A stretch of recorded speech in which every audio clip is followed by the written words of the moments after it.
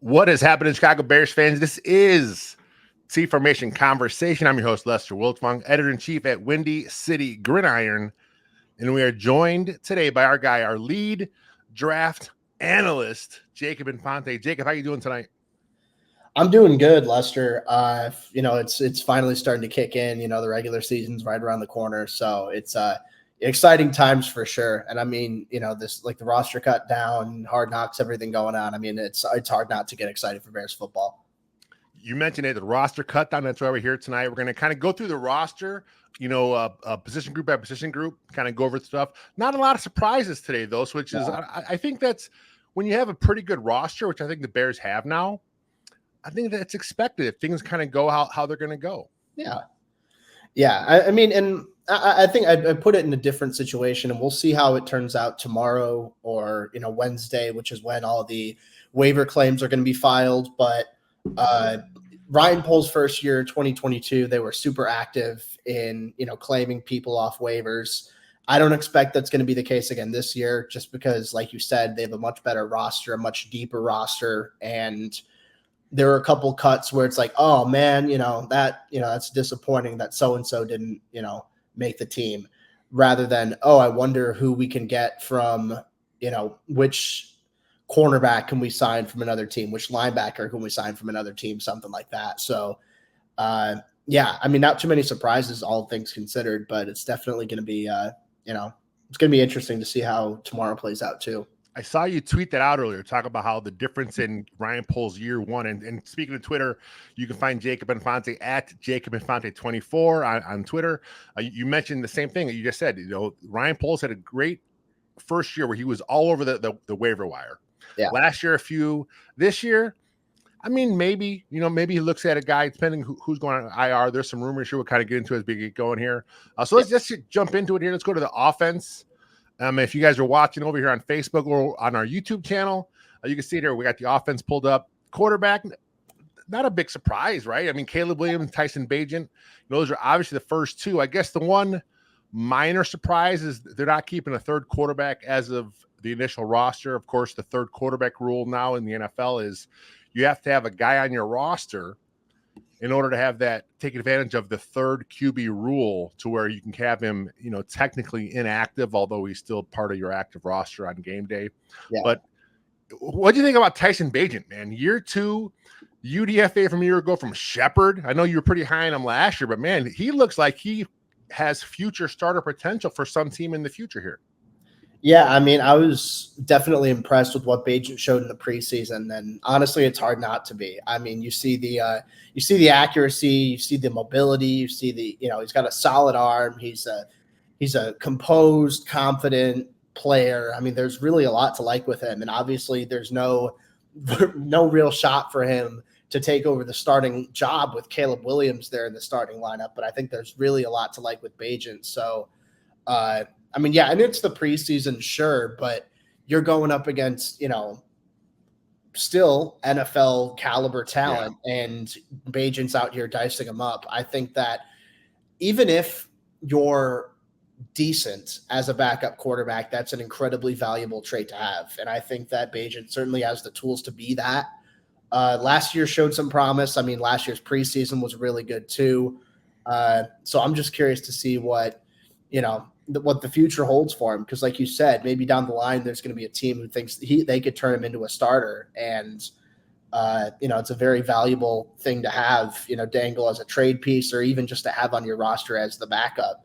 A talented young quarterback who, let's face it, doesn't have a shot at making the starting lineup.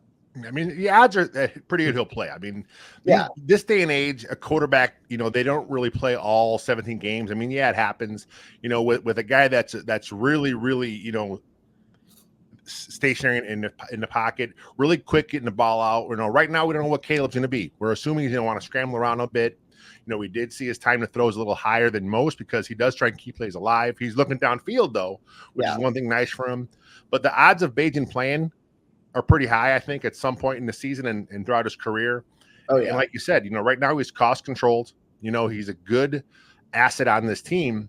But at some point down the road, it makes sense for the Bears to flip him for a draft pick. Now about the third quarterback, Brett Rippon, or Austin Reed come back to practice squad? Which one do you think it'll be? You see, that's tough. I think it'll be Rippin.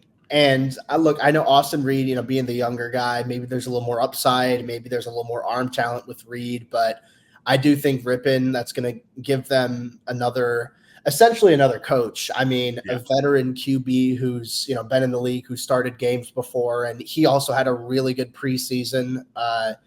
So to have him in the building around Caleb Williams, around Tyson Bagent, I think is going to be beneficial. So I think it's going to be Rippin. I wouldn't be mad if they played the upside game with Reed. If it's not in Chicago, I do have a feeling he's going to stick around somewhere, either on the practice squad or as a third QB, whatever the case may be.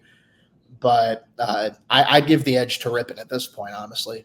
When the move was made earlier today, when they cut Rippin, my first thought was, that means open the door for Austin Reed, because I'm assuming Rippin has done enough in the league, and he had a nice preseason. I think a team may take a chance on him, and they may sign him to be on the active roster. Now, the practice squad is nice, but if someone offers you the third quarterback role, like I said, we talked about that, the emergency quarterback rule, someone offers Rippin a rostered job, that's way more money than a practice squad. So I think if that comes around, Rippin will take it. Then, of course, the Bears will pivot to Reed.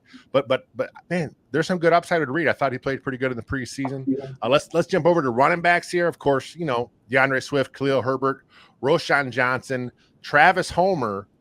No Kari Blasingame, but that was reported, I think it was by Brad Biggs today, saying that he was released to make room for someone else on the roster. And the expectation is he will be re-signed on Wednesday once they put someone on IR. So were you one that thought that Khalil Herbert was on a trade block at all?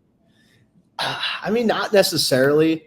Honestly, I wouldn't put a ton of stock into, that trade offer, just because running backs in the trade market don't usually have a ton of value as it is, especially one that's going to be hitting free agency in a year. I was of the belief that, sure, Herbert, for his sake, might be better off on another team just because there'd be more opportunity for him to get touches. But I think having a guy like Herbert for this year has more value than, say, like a 6th-round pick or something like that could going forward. So, I think he's going to be the second-string running back. Roschon, I know, started off as the second-string running back in the preseason. I'm going to be interested in seeing, with obviously Swift being the bell cow back, I'm interested in seeing how Herbert and Johnson, how their two workloads, compare. And then Travis Homer being the special teams guy. I guess that makes sense, and especially with Ian Wheeler not being healthy anymore. I suppose that makes sense for him to be on the roster. So also interesting, they have Velus Jones as a receiver when they played him exclusively as a running back later on in the preseason there. So that's a little interesting. I got a feeling Velus, who we'll talk about in a second, I got a feeling he is definitely going to be more running back than receiver this year. Yeah. 4.3 speed, get the ball in his hands a couple times a game, whether it's a jet sweep, end around, toss out of the backfield, wherever you line him up, get him a couple touches, because he has the kind of speed where if you're on defense, you have to know where he is on the field. Oh yeah, just because you have to respect the kind of speed. He's not at that level of a Patterson or Hester and these guys that are returners, but he's also there to be in the return game. And who knows? We have not seen much from the return game in preseason. It was really vanilla. Yeah. But from what I understand, some of these special teams coaches have some wild packages and plays designed up to take advantage of the new rules. So it should be good. Let's stay with receiver here. We're here now anyway. Keenan Allen, Rome Odunze, DJ Moore, Tyler Scott. We talked about Velus. Yeah. DeAndre Carter, I'm guessing, is going to be your primary punt returner. So no real surprises at receiver here for you? I would have put it down as like a 50-50 between DeAndre Carter and Dante Pettis. When I did my unofficial predictions or whatever, I had Pettis over Carter, but I guess that, as a wide receiver 6, you're not really involving him in the offense. And I know a lot of people wanted Colin Johnson to be that guy to make the team after what he did in the Hall of Fame game. Yeah. Injuries prevented him from playing, the rest of the preseason, which is unfortunate. But I do think he's someone to keep around on the practice squad where, if you have a wide receiver 6, most of that play is going to come on special teams. And if you like DeAndre Carter as your punt returner, and it just makes sense for him to be there. I know Pettis had the return value as well. So obviously they like Carter better than Pettis. So yeah, I mean, I'm just interested in seeing how that return process plays out. Cause I mean, I feel like it's been a couple of years since they've really had stability at punt returner, like ever since Tariq Cohen got injured. Yeah. All those years back. I mean, it's been kind of, just a rotation of sorts. So, here's hoping, from a Bears perspective, DeAndre Carter can be that guy and finally settle in and give them some stability that they really need there. Well, at some point, Pettis got hurt because he went on IR today. I don't remember getting hurt in the game. I'm not sure if that happened, but they didn't want to use a return spot for him. You're allowed 8 designated return spots. They didn't want to use one on Dante Pettis. So if it's not that severe of an injury, I could see him settling for an injury settlement and then maybe down the road looking for another job to kind of come back and compete there because – yeah, I kind of was the same way. I kind of thought they had Pettis leaning over there towards Carter because Pettis showed you more on offense in the preseason than Carter did. But Carter is an established, quality punt returner. He's fine. Yeah. He'll be okay back there. You mentioned Colin Johnson. Again, I think it was Biggs that reported that they want to bring him back to the practice squad, which, it's probably going to happen. I can't see, a lot of people clamoring for a wide receiver 6. But Johnson coming back will be in a good spot here. He's a little bigger body. When you go through receiver sets and kind of do some run blocking for you. I'm not saying it's the tight end-esque, but I think he kind of gives you that same value like of a move tight end. Yeah. And while we're on tight ends, let's go to it. Cole Kmet, Gerald Everett, Mercedes Lewis. Brendan Bates got left off the roster. He was a lot of fans thought he had a chance to make it. What's your thoughts on Bates?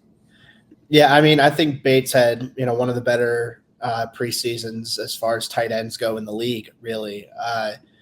And, what he showed as, a relatively unproven pass catching tight end, he more than held his own. And I think that he deserves a lot of credit for that. At the same time, I don't think that any of those 3 receivers or any of these 3 tight ends making the roster is any surprise. Yeah. I mean, they're all quality players. Kmet is, one of the better starting tight ends in the league. Everett's one of the better tight end 2s in the league. Mercedes Lewis still playing at a very high level as a blocking tight end. So, I mean, it's a little bit tougher. And historically, Eberflus has preferred to carry 3 tight ends over 4 tight ends. So, I mean, I'm not necessarily shocked that he went with, 3 tight ends here in this regard. But yeah, I mean, I think Bates probably a good bet to make the practice squad if he clears waivers. And I know you had a tweet earlier. It's like something like 25 players only get claimed off waivers. It's a pretty small amount. Yeah. In the grand fans are always like, oh no, we can't cut him. We'll never get him back in the practice squad. And rarely does Ryan Nall went through this with Ryan Nall. There's always guys each year where we as fans, as Bears fans, we go through, we're like, oh my God, we can't lose this guy. And for the most part, most of them make it back to the practice squad. And real quick on Bates, did you expect him to be as good a receiver? I know coming out of Kentucky, he was more of known as a blocking Y, right? Yeah. So truthfully, I didn't do a ton of pre-draft work on Bates, honestly. So for him to be, performing as well as he did in the preseason was a little bit surprising to me. So I'm just, but looking at him now, I mean, seeing what he, possesses as a blocking tight end, but also some of the move tight end capabilities, some of the fluidity across the middle of the field. There's definitely tools to like there. And he didn't take on much of a receiving role at all in college. So to see him contribute in the passing game in the preseason is encouraging. I mean, I think that you're probably looking at him as a bit more of an inline Y tight end, but at the same time, if you can move him around a little bit, have him as a U, a high sort of a hybrid of that Y and the F. I think there's, really a lot. There's a lot to like as a developmental piece there. I mean, I'm not saying he's going to be a starter in the league by any means, but just as like a nice rotational guy, I think down the line he could be one of those guys. Yeah, I like Bates. I thought Bates was quality in the preseason. I didn't expect much of him coming up, but the fact that he was able to kind of get in there, show himself as a blocker. He was pretty good as a blocker in line, but I was surprised how good he moved. He was a good receiver, good out in space. He ran down the seam well. He's got great size. So I think he's definitely a guy that you can kind of work in there and maybe be Marcelo Lewis's the heir apparent to him to be the backup wide at Cole Kmet. So let's jump over to offensive line. We're talking they kept 10, which is to me is a little bit of a surprise here. I wasn't expecting them to keep 10, but I think there may be another move here on the way, possibly with injured reserve. So let's run through them. Braxton Jones, Tevin Jenkins, Nate Davis, Ryan Bates, Coleman Shelton, Darnell Wright, Matt Pryor, Doug Kramer Jr., Bill Murray, and Kieran Amangaji. And I have been practicing that name because I knew I would have to say it at some point. So 10 offensive linemen. I guess the one big surprise here, because we have heard Flus hype up Bill Murray a bit in the offseason, but Doug Kramer Jr. made it. I'm guessing because he's a backup center, and I'm thinking there may be something with Ryan Bates going to IR or at least maybe missing a few weeks here. What do you think?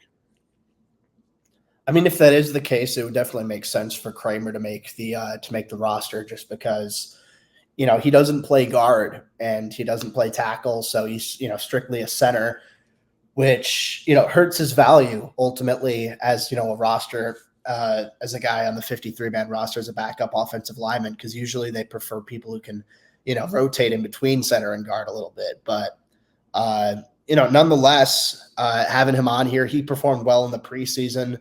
Bill Murray, obviously, another it's always fun to say that, but right. It is. Yeah. He was he was a top performer in the preseason as well. And even if he's never going to be like an elite athletic type of offensive lineman, he's technically sound. He knows what he's doing out there. You can tell he plays like a pro. And I was a little surprised to see 10 offensive linemen make it. I was a little surprised that Jatiri Carter got waived, let alone, as early as he did. I don't know if there's any, meaning or, symbolism behind the fact that he got waived pretty early, but because he performed well in past preseasons and, he's been a decent enough rotational guy, but, you bring in Bates, you bring in Pryor, you bring in Amagaji, and then, Bill Murray plays well in the preseason, Doug Kramer plays well in the preseason, then, that makes, in theory, it makes sense. So I'm going to be curious to see how this depth plays out of the offensive line. God willing, there aren't going to be injuries up front, but, there always are. And that's something you can't control. It's just, part of the game. So I'm curious to see that whenever someone does go down, who are they going to go to? Who are going to be some of the top guys that they prioritize at each respective position? So it seems like the injury to Ryan Bates kind of kicked Nate Davis's butt in gear a little bit because, he was missing a lot, obviously, with the injury. We didn't find out that it was a groin injury. And, anyone who's ever had a groin injury, and it's really tricky to come back from. So it's one of those things where you can see why he was in practice and then out of practice. It kind of was one of the things where it's you got to go by feel. If it's not feeling right, you can easily re-injure that. So it made sense from the sit out, but man, his track record in Chicago is not very good as far as injuries go. So I can see why so many were down on Nate Davis, but Bates missing gave him the spot back. And, look, like I said, last year was rough, but prior to that in Tennessee, he was a pretty capable guard. Yeah. So if Nate Davis is right, I think he's probably a better option than Ryan Bates at guard there. The issue then becomes, they wanted Bates to be their center. Do they make another switch when Bates is back? Do they move him in with Coleman Shelton? Do you think Coleman Shelton played good enough to keep that job?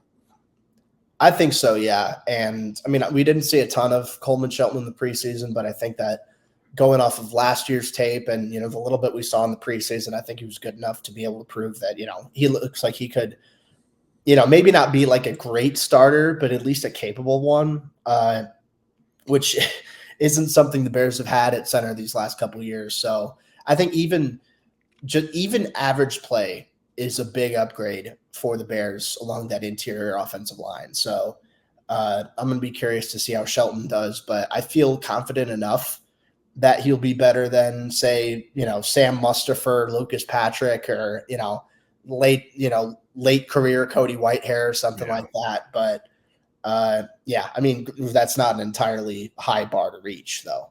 Well, he's a pro, like you said. I mean, he's been a pro center here for a few years now. Yeah. He's familiar with the scheme. He was with the Rams, obviously.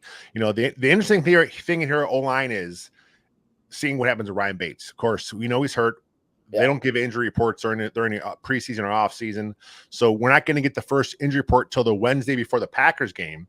At which point, I'm sure they have some roster shuffles by then. So if Ryan Bates does not go on IR tomorrow on Wednesday, that tells me that he's probably going to be pretty close, and they're just keeping Doug Kramer as kind of insurance for that in case something happens there. But if it goes to IR, obviously he's going to miss at least 4 games. Yeah. He'll be on the designated return. So it's a good group. It's a much better group on paper than it has the last few years. That's a good thing here. So let's jump over to special teams. Not a lot to discuss here because it's 3 guys, but we're talking Cairo Santos, obviously, Tory Taylor, and Patrick Scales. What were your thoughts with Tory Taylor this preseason? I was impressed. I think that, he didn't punt in every single game. And, when you have Corliss Waitman there, he took a couple of those reps at punter, but Tory looked the part. I mean, you watched him at Iowa. He's got the big leg. He's got good downfield touch. I came away impressed with what I saw from him. And I think the strength, not only that, but the control that he has behind his punts, I think that's going to be really beneficial for him. I think that's something where, Trenton Gill just necessarily didn't have that touch down the field. And, obviously he put together a strong preseason in those Denver wins there, but I feel pretty confident with Tory Taylor being the guy. Patrick Scales, that long snapper situation is going to be interesting because Scales is hurt. They're saying they're expecting him to miss a couple weeks. They did get rid of Cameron Lyons, the guy who was the long snapper over the preseason. And he had a couple high snaps, so that's not necessarily shocking. But at the same time, I feel like they're going to have to bring in some sort of guys for tryouts, however they want to designate Scales injury, depending on, injured reserve, PUP, whatever the case may be, based off of how severe it is. But yeah, I'd expect someone else to, start off those first couple games for the Bears there. Yeah, I think, again, it was Brad Biggs who did a great job with his reports all throughout cutdown day. But I think it was Biggs again reported that they're probably going to put Patrick Scales on IR. It's one of the guys they're going to make a move with. So they'll move Patrick Scales to IR, and I would not be surprised to see him. They're going to obviously bring back Cameron Lyons. But I would not be surprised to see a tryout. Like you said, he had a few high snaps in the preseason. Maybe bring in a 3 or 4 guys as long snapper, give him, have him work out a house hall for the day, and then you sign the best guy of the bunch. But, Cairo Santos, of course, obviously going to be money here. Again, a kicker here. So, good group of specialists for the Bears. Pretty strong group, all things considered. So do you have any scouting reports on long snappers in the back pocket? No, I didn't. Not right now, no. I just know that there are a couple guys that I remember. I scout maybe 4 or 5 long snappers, and I say scout, to the best of my ability. Yeah. And truth be told, I don't know. I don't even really know who's out there, so I couldn't. The only reason I ask because I know you do scout long snappers for your preseasons, your draft guide you do every year. I know you always have some long snappers in there, so that's why I want to throw you the bone to remind everyone listening that Jacob does have a Patreon. You can kind of get his Patreon. Do you want to tell everyone about your Patreon real quick? Yeah, no, for sure. So in addition to the NFL draft guide I've been doing the last few years and some of the exclusive draft stuff, I'm going to be doing 5 scouting reports from, the Bears on each week. I did this for the preseason. Every single week, I'm going to be breaking down Caleb Williams, do a little 1-pager scouting report, strengths and weaknesses, stuff like that with, advanced analytics, PFF grade, stuff like that. And, obviously the film study, that's not at all going to affect what I do at Windy City Gridiron. I'm keep doing that. I've had this Patreon for a while, just, taking a little bit, more of a Bears approach than I have in the past with it. So, definitely very excited to see what that's going to look like for the season. We've got some big plans, with articles at WCG and, podcasts and stuff as well. So, you're not a fan of me, sorry, I guess. Well, you better get used to it. So there are some podcasts coming up. We are shuffling our podcast lineup here at Second City Gridiron pretty soon, and Jacob's gonna be a big part of that. Going to help us out with a few shows here, hopefully going forward. So let's take a quick commercial break for the podcast side of things, and we'll jump back into it with the defense.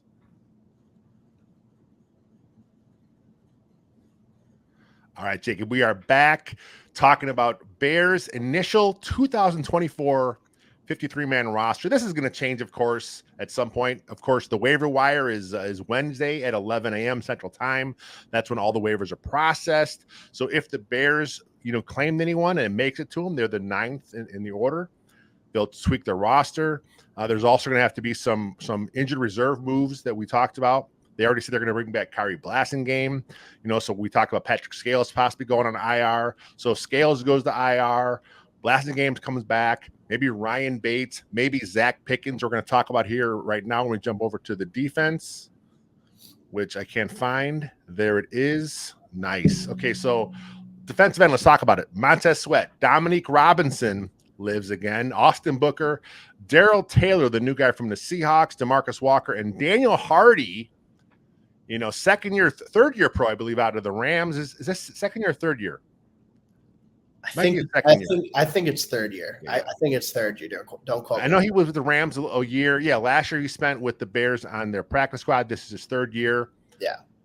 He had an outstanding preseason, man. He was 3.5 sacks. He led the preseason. Of course, the Bears had an extra game, but he led the preseason in sacks, tackles for loss, quarterback hits. But the nice thing about Hardy when you watch those preseason games is that hits philosophy, right? I mean, he was hustling all over the place. He was running the ball. What are your thoughts on Daniel Hardy making his team? I mean, I'm obviously very happy for him, and hats off for, a guy who didn't really have a ton of buzz heading into training camp to now explode and be one of the most talked about guys coming out of the preseason. Like you said, the effort really shows up. He's a good athlete. He works his ass off. I mean, honestly, there's for a guy who he's maybe not the biggest edge rusher, not the most traditional 4-3 defensive end sort of prototypical fit, but he makes it work, and he works hard to get into the backfield. He's got a good, toolbox of moves he can use to get into to get past offensive tackles. So I didn't know if he was going to make the team or not. I'll admit, 6 defensive ends is a little more than I was expecting them to carry. And at the time, I thought Hardy outperformed Dominique Robinson in the preseason, but I thought that, just because Robinson was a draft pick, he was a 5th rounder in 2022, that Poles has maybe a little more personal bias towards maybe. That might be the case. I'm not sure. But I had Robinson over Hardy, but for both of them to make the team, obviously it's a good situation for both of them. So, and I also think that, Jacob Martin being hurt as well might have played a role in this too. I believe he was on the IR. They put him on, with the possibility to return. Yes. So, he's someone who's played like a depth role for teams, these last couple of years. So I wouldn't be shocked to see him, crack the 53-man roster at some point. It's just with the injuries right now. I think this was the best play they could have gone with. Yeah, it made sense to get Daniel Hardy. I had Hardy when I did my initial prediction. I had him off. Yeah, I didn't think they were going to carry 6. I'm a little surprised they did. Dominique Robinson was starting through the preseason. That's why I figured he was going to be a lock for this team. Yeah. Again, I was not overly impressed with what I saw out of Robinson. They're flashes, right? Like you watch him play and you're like, man, he's pretty good there. He did bulk up a bit this year. Yeah. So, I'm guessing that's going to help him set the edge a little better against the run, which he did do pretty good in the preseason, but, as a defensive end, man, you got to get after the quarterback. That's your main job. It's a passing league. That's what he has to do. And he really hasn't done much in that department since his rookie year, the first game against the Niners. I think he's back in half that game. And since then, I think he's had only one other sack. So Dom Rob making it a little surprising, but man, Austin Booker, this guy had an outstanding preseason. He was a favorite. A lot of Bears fans, pre-draft, because we saw the tools, right? We saw this is a guy that kind of could be there on day 3, kind of come in and kind of make the team. But I don't think the Bears expect him to be this good right off the start. No, I feel like a lot of people would be surprised with I mean, you see the length, you see the athleticism. You saw that at Kansas in spades, but he looked at the part of, a raw edge rusher, which, by definition he was, because, he redshirted his freshman year, and then his redshirt freshman year, he barely played, transferred from Minnesota to Kansas, and then had a great redshirt sophomore year, and then, went right to the pros. So maybe a little bit more of that the 1 year wonder in college. You're thinking, oh, maybe this is a guy who might not contribute right away, but he's someone who's got the tools to develop into something down the line. But, like you said, I mean, he contributed really well in the preseason. The tape was impressive. The refinement in just like how many different moves he can use to win at the point of attack was really impressive. And, he's still a little bit lighter. The pad level could get a little bit better, but the quickness, the length, the football IQ, the effort, all there. And, going back to the hits thing, that's definitely – he was a hits player. There were a handful of times where, he's working off of blocks and chasing down quarterbacks or running backs to make plays near the line of scrimmage. So I came away really impressed with Booker. And, obviously, I felt he was going to make the team. I'm not surprised he did. But I think he really put himself into a position to, carve out a nice niche for himself in year one. The way it was trending, it looked like they were content with going with Booker as their defensive end number 3. Yeah. And of course, they swing the trade for Darrell Taylor, who, I've watched a little bit of his film from Seattle. He's another active player. I mean, he's a little bit crazy. I mean, we saw those crazy eyes in the press conference, but he's a guy that, I mean, he'll want to talk a little bit. I mean, this is what you want on defense, though, right? Real chippy guys. I think Taylor will fit in good with that group. And I think it's also now lets DeMarcus Walker have more opportunities to kick inside the defensive tackle, too. Yeah, I mean, I think that's a good point, too, with Walker being the type of guy, on rundowns, you can put him as an edge rusher. On passing downs, maybe he provides a little more speed than, an Andrew Billings, maybe, Zach Pickens, who, we'll get to in a little bit. He's, dealing with some injuries right now, but I think that's a good point. The inside-outside versatility with Walker, you can kind of treat him as a defensive end, defensive tackle, either or. Let's jump into defense tackle. You talked about Andrew Billings, obviously Javon Dexter Sr., Chris Williams, they picked up in a trade from the Browns, and then Zach Pickens, who you did say is battling a bit of an injury here. And that was another rumor that was going around social media that it's possible Pickens, depending on the severity of the injury, he could be another guy you decide to put on an injury reserve at some point here. So, what were your thoughts on the Chris Williams trade? I know there were a lot of Bears fans like, oh my God, why are you trading this for this guy? That's the game that GM's played. Did you watch much Chris Williams tape when he was in Cleveland?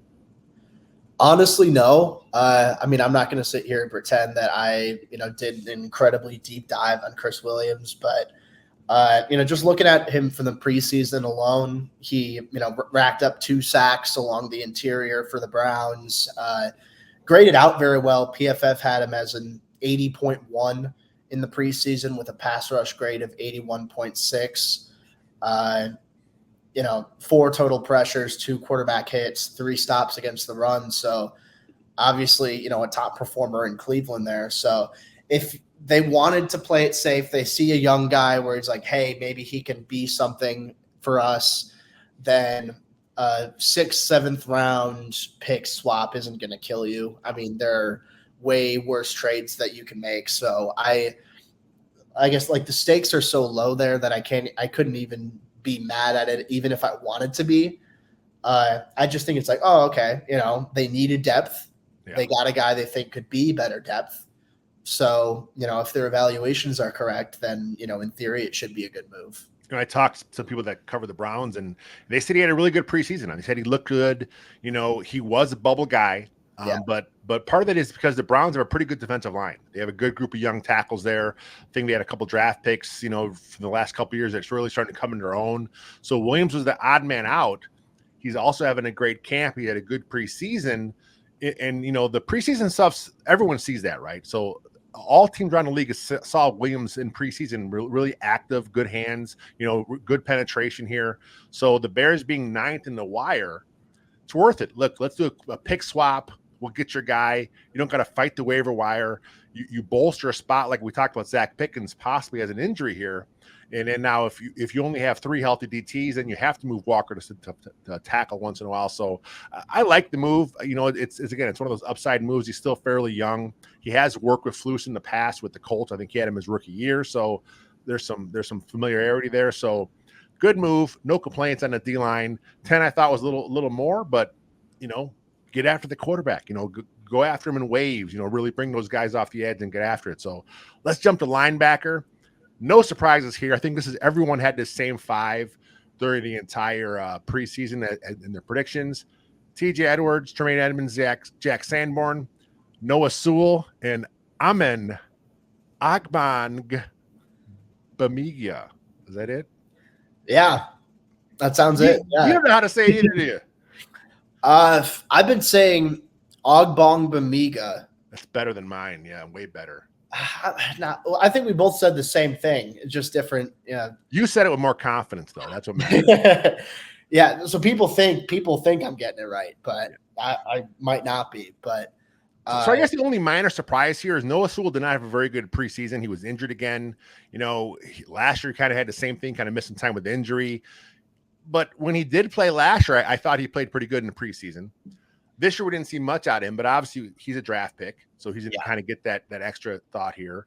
You know, you're not going to play a bunch of linebackers. So Carl Jones Jr., who had a nice preseason out of UCLA, probably comes back to the practice squad. So I would not be surprised if as the year goes on, if they don't see something out of Sewell, I would not be surprised to see a move made at some point. Yeah, I mean, that wouldn't shock me either. You know, Carl Jones being a guy who performed well in the preseason, Micah Baskerville as well. Yeah, another one. You know, he was on the practice squad last year. Not too many surprises here necessarily. I mean, I just think I look at it as Edwards, Edmonds, and Sanborn were all locks. Ogbong Bamiga had a decent enough contract, and he also performed very well in the preseason. Again, yeah, Sewell dealt with some injuries, didn't light it up when he did play. But him being a young guy, a draft pick who had flashes last year and looked really good in college, I mean, you know, it makes sense to, you know, stick with him here. So I'm curious, though, to see what the practice squad's going to shape up to be, because you could have 2 guys who end up cracking the practice squad there. Yeah, I was hearing some buzz, you know, about the new kickoff rule, how a lot of teams may stack their roster with linebackers. Bears only kept 5. I'd imagine at least 2 make the practice squad. And I would not be surprised to see maybe a couple guys active each week, because you got that practice squad elevation. Yeah. Maybe bring a couple guys up, just kind of play special teams for you, kind of depending how the roster goes. So at corner, I don't think a lot of surprises here. Jalen Johnson, Kyler Gordon, Tyreek Stevenson, Josh Blackwell, Terrell Smith, Jalen Jones. There were some good players cut, though. Reddy Stewart, Greg Stroman Jr., you obviously are a fan of Reddy Stewart. You think he makes back to practice squad if he clears waivers, obviously? I think so, yeah. I think that, you know, it'd be hard not to be impressed with what he put together in the preseason. It's just a difficult situation because, you know, Josh Blackwell is the incumbent backup nickel corner. And, you know, Stewart, he's also a nickel corner. He plays his best ball out of the slot, and you're not going to have him play on the outside just because, oh, you know, he looked good in the slot, whatever. You know, it's a positional thing. You want to be able to make sure you're maximizing with, you know, the best talent and the best fits you can. So Blackwell and Smith making the roster is not necessarily surprising. Jalen Jones also makes sense. He's I feel you could have gone either way with him or Stroman as that other backup outside cornerback, but you know, Jones makes the cut. He's been on the team before, so it makes sense. But yeah, I think Stroman looked good. He's looked good in past preseasons. Reddy Stewart, I think, did an incredible job of boosting his stock over the course of the preseason, and he's got a lot to be proud of. So I know we all say, oh, you know, maybe a team's going to claim, you know, whoever. If a team does need help as like a slot corner, I think Reddy Stewart could be worth a shot. But if, you know, we say that every year, and so many of these guys do clear waivers and make it on the practice squad. So if Stewart does, then absolutely, I think he's someone worth bringing back in that sort of role.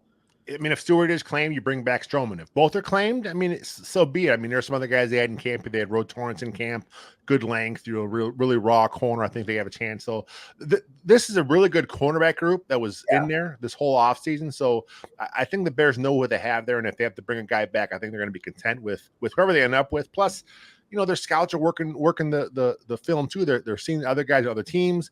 It's not just the Bears had a strong group of corners. I'm sure there's some other corners out there that were cut that the Bears may want to take a play at. So safety, Jaquan Brisker, Kevin Byard III, Jonathan Owens, Elijah Hicks. I have not been overly impressed with Hicks during his time with the Bears. He has gotten better each year, but Jonathan Owens, Byard, and Brisker, those are obviously your top three safeties. Adrian Colbert, who, I know you didn't watch Hard Knocks tonight, but he had a nice spotlight on Hard Knocks tonight. So, maybe he's a guy that some would be surprised about, but I see no surprise here. How about you? Yeah, I don't necessarily see a surprise here either. I mean, you could have made an effort or an argument for Colbert or Tarvarius Moore being brought in as like that fifth safety. I mean, they both showed promise, whether on defense or special teams, whatever the case, but historically, Eberflus has kept on four safeties, two free safeties, two strong safeties. And, this is what you're looking at here in this secondary. So I can't say I'm necessarily surprised. Hicks, having the upper hand and experience in this system, and him being, again, a Ryan Poles draft pick is a little bit different than, you're just signing a guy. But yeah, I mean, I can't say so. This is probably the least surprising one. Out of, you could have argued a fifth safety making the team, but I think that out of the four who made it, I can't look at that and be stunned that any of them did. Yeah, I think Hicks, like I said, he's gotten better each year. He is a core special teamer. That's kind of where his place in his roster. With Owens now signed, he'll be your first safety off the bench. It kind of puts Hicks in a good spot as a safety four. So again, no surprises here. What are your thoughts? There's some stuff made about how the Bears are not going to flip their safeties. If they're not going to go free strong, they're going to kind of let you play right left, which I think is a benefit for as far as coverage goes. Do you like that change? And do you think Brisker kind of play that when he is stuck in the free roll? Do you think Brisker has those kind of ball skills? I think he's capable of it. I mean, I feel like there are some safeties in the league where you worry a little bit about, okay, do they have enough range to play a free safety? Are they athletic enough? I don't think that's an issue with Brisker. I don't think he's ever going to be like a ball hawking, Mike Brown, Eddie Jackson type of safety, but he's someone who will cover his ground in coverage, someone who can shoot downhill, make some tackles. He's a quality starting safety. So I think that from, just a mechanical perspective, that actually might be better for them to not keep switching from left to right, because, you go about it differently, covering the left side of the field than covering the right side of the field from like a technique perspective. So that'll be interesting to see how that plays out in the regular season. I mean, I think the group they have this year, there's been some issues with depth at safety in the past. I feel like Owens is a big, upgrade in that regard. And I'm not saying he's like a superstar or anything, but he's, markedly better than what they had as a backup safety last year. And then Elijah Hicks, he's another young guy. You bet on him to develop. I mean, that's a safety group that I feel pretty good about, at least for 2024, for sure. Owens started a bunch of games for the Packers last year. He had, of course, that big hit, that late hit on Fields. So when the signing was made, man, Bears fans were pissed off. We're like, man, get this guy out of here. He's a Packer. He's got that cheese stink on him. But, he's a good football player. He's more strong than free. Obviously, he's a hitter. That's what he does. But I think he's a good quality player. And, again, another guy that is going to be a core special teamer. So, I think the Bears have a pretty good roster. This is obviously their deepest, best roster since Ryan Poles took over. And again, you highlighted it on your tweet earlier today. There'll be a couple moves, and we'll finish up here with the injured reserve because, that's the last part of the moves today. And you already mentioned Jacob Martin. They put him on IR with a designation to return. Also going on that list is Larry Borum. And then season ending, of course, Ian Wheeler, the UDFA running back. Tough to see him go. Yeah. Simba Webster, Dante Pettis, and then Douglas Coleman III, who injured his back in the last preseason game. He was technically put on waivers. If he clears, he'll revert to Chicago's injured reserve list, or they can kind of waive him with a settlement. But right now you're already using 2 of your 8 spots on Borum and Martin. And last year, if you remember correctly, they used one of those 8 spots on Khalid Kareem, who was a fringe guy to begin with. He was on the injured reserve, which is a designation to return. He came back after his 4 games and they cut him. It's like, what are we doing here? So hopefully Jacob Martin's actually going to contribute when he does get off the injury list. Yeah. But have you heard anything about the Borum or the Martin injury? Again, they're very secretive. Have you heard anything at all? Not particularly, no. I mean, honestly, Martin I don't think he played in the preseason. No. So, going off of that, there's not really, some question marks there, but, he's been a decent enough rotational guy wherever he's gone. I feel like, once he does come back, he'll be able to crack the 53. Larry Borum, maybe not the best fit for this new offense. I mean, him, again, not being a polls pick, inherited from the old regime. I don't know if he will crack the 53. I guess that depends on, whatever they feel like at, Matt Pryor at offensive tackle. Do they want to put Karan Amagaji as their main, swing tackle, so to speak? So that'll be interesting to see. But no, I mean, they've been pretty quiet about a lot of these injuries. So I guess, that's the sort of thing we'll just have to wait and see, honestly. I'm glad you mentioned Karan Amagaji, because I think Borum is still here because they're not sure about Amagaji. They don't think he's ready yet. Yeah. He obviously was hurt. He missed part of the preseason. They didn't get a chance to see him play. He missed a lot of camp because Borum had that salary escalator. So he's making like $3 million a year. Yeah. As a fringe bubble guy, I figured that there was a chance they would cut him just to save the cap savings. So maybe they're keeping him around just to see how Amagaji develops. And if Amagaji develops like they want to during the next 4 weeks of practice here, the next 5 weeks, whatever it is, before they have to activate Borum, maybe Borum is a guy that kind of they reactivate, then they waive him right away because, such is the life of a GM. You got to kind of make some of these moves with a look to the future. You don't know how things will play out, but good overall roster, Jacob. I mean, this is a good football team. And I know last time we talked a little bit about record, but now we're closer to the season. Obviously, preseason's over. The Bears won preseason, 4-0. What's your prediction for the Chicago Bears in 2024? So my heart's telling me to go 10-7. My mind's telling me to go 9-8. I'm going to lower my expectations a tiny bit just so I don't hurt myself like I have so many times in the past. I'm going to go 9-8. And I mean, but this is a better team than last year. It's a way better team than 2 years ago. I mean, just not just the starting lineup, but the depth that this team has. It's really impressive. And, hats off to Ryan Poles for, finding good free agents to stack the roster with, drafting good guys and finding players in undrafted free agency to be able to bring into the organization. A lot of tough decisions were made today, and, we're talked about over the last couple of days. So obviously we'll see who cracks the practice squad and what, but I'm going with 9-8 just because you never know. I mean, you've got the Packers and the Lions. You're playing, 4 out of your games are those guys, and they're always tough. I mean, the Bears played the Lions well last year. I wouldn't be shocked if they win another game next year or this coming year, but still, that's an NFC powerhouse. The Packers have had the Bears numbers for, a handful of years now. So I don't want to go too over the top, but I do think that the non-conference and the non-divisional schedule is favorable for the Bears. There's going to be a good opportunity, a good stretch of games where it's like Washington, Arizona, New England, or something like that in whatever order. That I think is going to be really beneficial to, chance to potentially stack up a winning streak and then go into the divisional part of the year with some momentum. I'm going to say 9-8 just because, a rookie. I know you're staying guarded. I get it. I mean, like you said, a rookie quarterback, Caleb Williams, a lot's on his plate, which I think he kind of, he embraces it, right? He wants to be that guy, but still, you're still a rookie, CJ Stroud season. Very rare. I know a lot of Bears fans look at that and say, "Oh, that's the bar." That's not the bar. That's like a historic measure. I mean, asking a guy to kind of hit those historic marks, it's not realistic. But I think Caleb Williams can hit around 3,500 yards, 25 touchdowns, something like that. Move the offense, move the chains. And he even talked about it. In a lot of his interviews, how he's just there to kind of feel the offensive flow, keep the ball moving, and play point guard.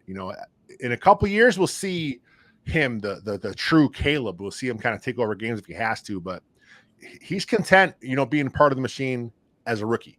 And 9 wins is fair. That's a fair. Yeah. I'm with you. I think 9, 10 wins. I think I went to 10 just because, you know what, I got to get to 10. The key is the early part of the season, right? You said, so there's some easy games there on paper. If they get some momentum, they get hot. They start getting things going. Momentum's a real thing, man, in the NFL. So if they get hot and then they're going into those division games and they win that first one, now it's like, look out. The Bears are for real. And a lot of people around the league, a lot of analysts, a lot of pundits, a lot of them are predicting good things from the Bears this year. So as Bears fans, let's enjoy it. Let's enjoy this ride. Oh, yeah. No, I'm stoked for it. And in theory, I mean, Caleb Williams should be an upgrade at quarterback right out of the gate. But again, it's a rookie quarterback. There are going to be mistakes just naturally. And, the defensive line still has some questions, but just overall, the depth of this team, the effort of this team, the culture that's being, established here, I think it's definitely, things are trending in the right direction for sure. Nice. Jacob, thanks for jumping on, man. I know it was like I called you last minute today, right? I'm like, oh my God, we gotta do a 53-man roster breakdown. So Thank you so much for jumping on last minute with me. Make sure you guys all follow Jacob. There it is on the screen at Jacob Infante 24. His Patreon information is on his Twitter. You can find his Patreon information on all his articles at WCG2. Wednesday, we're gonna have the practice squad tracker going up. I got to get that done as soon as I get off the air here. So we got a ton of stuff coming. Season's right around the corner. So for Jacob, for me, bear down, everyone.